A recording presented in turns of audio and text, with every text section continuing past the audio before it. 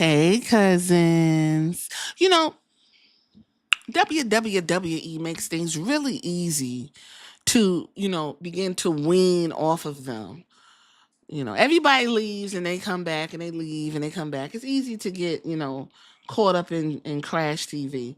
But, as of late, they really just like letting they whole dick balls and everything hang out. They throwing it right on the table, right in the crapshoot. Paul Heyman was on Ariel Hawani and the conversation of the return of Brock Lesnar came up. And yes, Paul Heyman proceeded to invoke Jesus, Muhammad, Yahweh, and all of the religious figures you can think of in order to in order to basically say that Brock Lesnar can be here because everyone gets judged, even Jesus and all of these other religious figures. And my mouth just hit the floor. I was completely dumbfounded. I couldn't believe it. Is it really that serious? It's really that serious? Well, essentially, Paul Heyman said, get over it. He's here. It is what it is. This is what we want. Get over it. Okay? He said, week, 2 weeks, a couple weeks, I got tagged into it after the deal was done. He wasn't coming back on speculation. No, he is Brock Lesnar. Everything in life is met with criticism. I don't pay attention to that. He's here. That's the reality and the fact of it. And if you were in MetLife Stadium on Sunday, you will understand that return meant a lot to the audience. So, cousins, my question to you is, what does Brock Lesnar mean to you? Because at this point, you know what? I get it. These wrestlers at different points of people's lives made you feel good. And so you could set aside all of the transgressions and the real deal, right? When we talk about Chris Benoit, yeah, set aside that and go ahead and put him in the Hall of Fame. I don't understand. Chris Benoit made you feel good multiple times. He put on good matches. He really was deep into the business and he respected it. Never mind that he took out, everybody at the house or whatever the case may be. That don't matter. Listen, he made you feel good. Put him in the Hall of Fame. Now you probably sitting here like, well, that's like apples and oranges. Do you know how many times I've heard people literally say what he did over there don't got nothing to do with over here? When we talk about Hulk Hogan, what he did over here don't got nothing to do with what he did over there. He made me feel good. So I'm asking you, how did Brock Lesnar make you feel good? If he made you feel good, it's okay. It's okay. You can set aside whatever it is that he's been doing.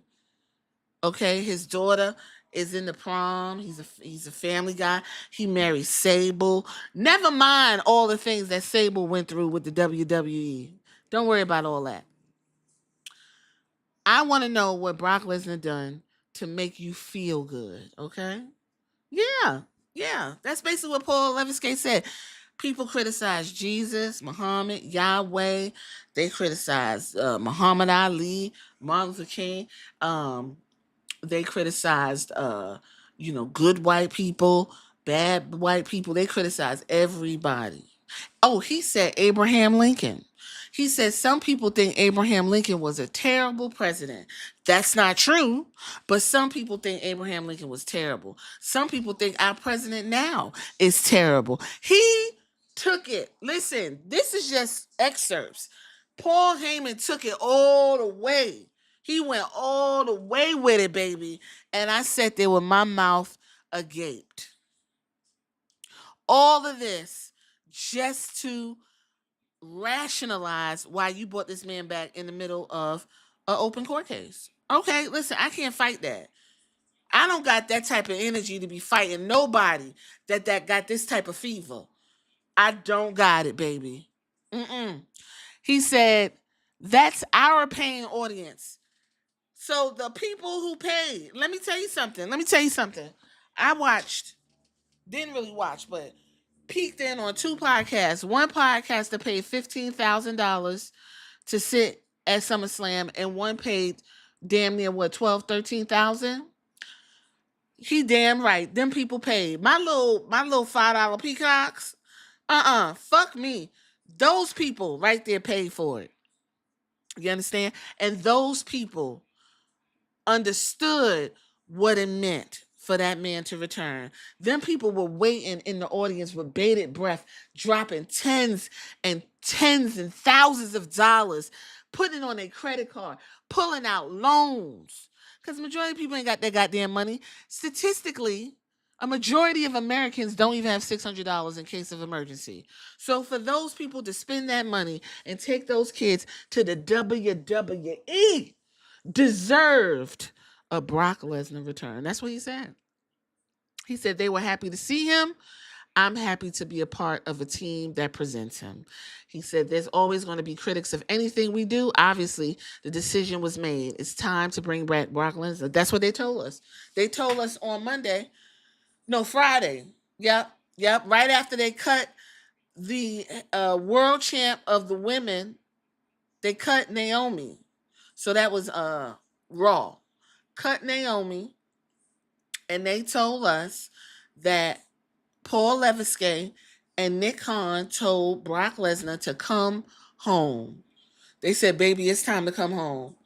Right. Right after you like in a relationship and you dog out your significant other and y'all take a break and go dog each other out, we was on separation. That's why I was fucking and, all kinds of stuff. And then something happens where you realize don't nobody really want to fuck with you like that except the person that you've been with. And then y'all get on the phone. You say, baby, come on home. Baby, come on home. It's all right. I need you because don't nobody else want me. Come home.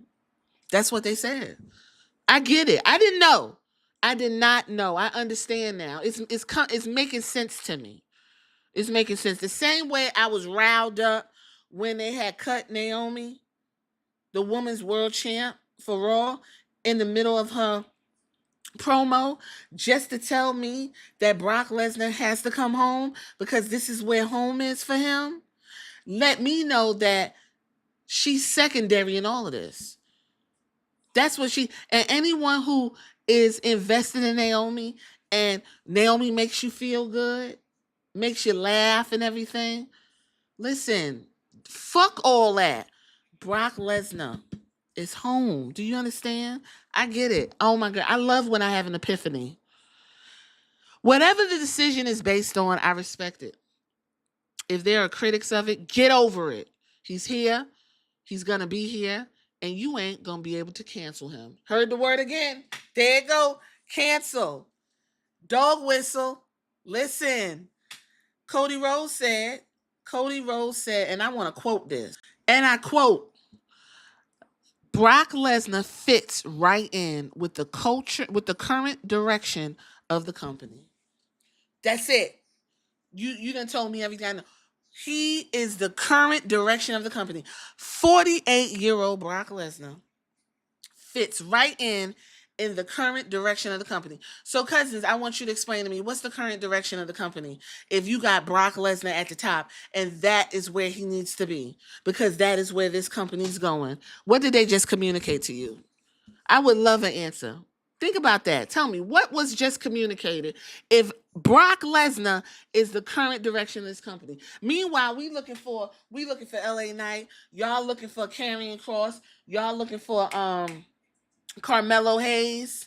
Y'all keep talking about bring up Obafemi, Trick Williams, Ricky Saints. Bring them motherfuckers up.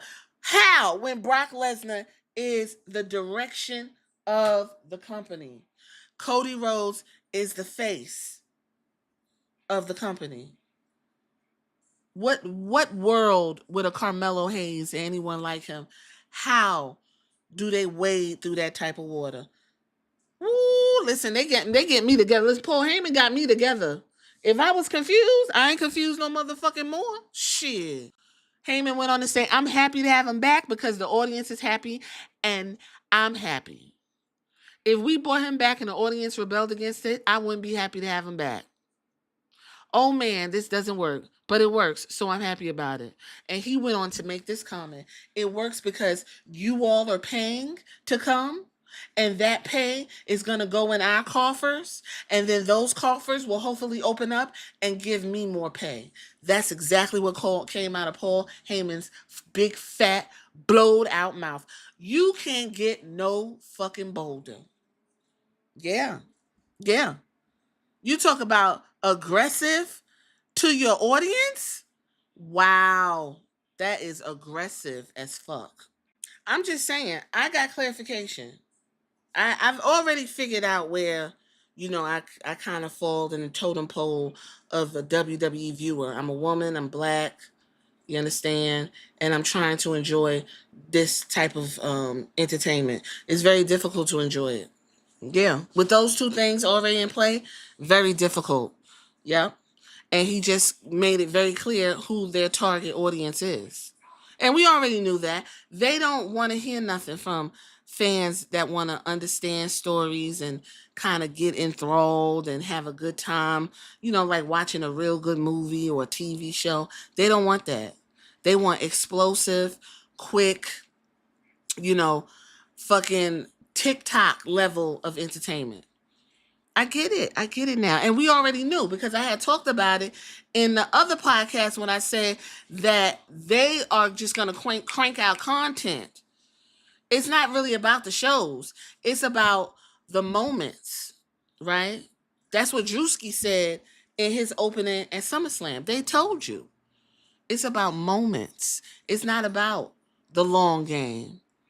It's not about if you understand what the fuck is going on and you could kind of pick up where you left off, like the soaps, like the Young and the Restless and stuff. The reason why soap operas like the Young and the Restless and Bold and the Beautiful stuff lasted 60, 70, 80 years is because they knew that you had to get the person captivate, enthralled. So maybe Monday, what I always loved is they would show who would be focused on the show in the beginning in the theme, right? And then that's the focus. And then the next day, Tuesday, they'll show you who's going to be in the show, and that's the focus. Now, if WWE cared, they would do that. That way you can cycle through all of your superstars.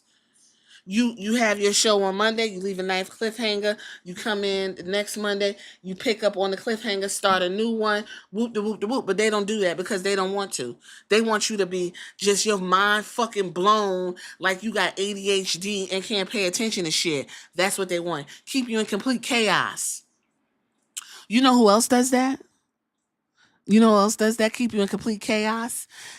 Drop everything on you to where you don't know what's happening and you can't keep up. So whatever you get, you're excited and you feel good about it. And then later on, you like, God damn, they really fucked me up. What's happening in the world right now in the United States? When I tell you these folks really run their lives like fucking WWE storylines.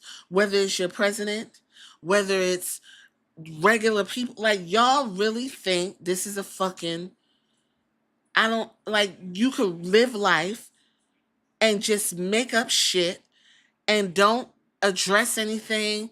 There's no reason to address it. Get the fuck over it. Deal with it. If you can't, go get therapy. I don't want to hear it. This is what we're dealing with. We aren't a part of the woke. We don't deal with the cancel. We don't want to hear about nobody's feelings unless you feel good. That's what Paul Levinsky just, not Paul, Paul Heyman. Might as well. What the fuck's the difference? Paul. That's just what he told me. I appreciate that, Paul Heyman. I'm glad you cleared that up for me. I'm glad you cleared it up. This makes things a lot easier and clearer going forth. It does. Does it make it easier and clearer for you, cousin, going forth? To know where you stand? You got to know where you stand in this abusive relationship with a product that you just want to enjoy and escape from, everyday struggles and hardships. Yeah. Yeah. That's good. And he ended this with Ariel Helwani giving him praise about him being a father. He has a daughter. Yeah. Paul Heyman has a daughter. And I always laugh at men who have daughters and they have takes like this. Because, baby, you better hope your daughter don't never end up in no position like this. You better hope. And I don't give a fuck how upscale, how rich, how smart. He said he went to some high school and it was the biggest, the best high school, and that's how he know the head of ESPN is smart. I don't give a fuck. It could be the smartest motherfucker, always end up ass out. Always. You better hope you don't never have to experience no shit that girl, that woman experienced in that lawsuit. That goes for Paul Levinsky. You listen, the way you got Rhea Ripley, I'm gonna keep bringing it up. So don't even. Here we go. The way you trying to relive your China transgressions through Rhea Ripley, you better hope don't nobody do it to one of your 3 daughters, Stephanie. I'm just saying, karma's a bitch. Karma's a bitch, child. Y'all get in these comments.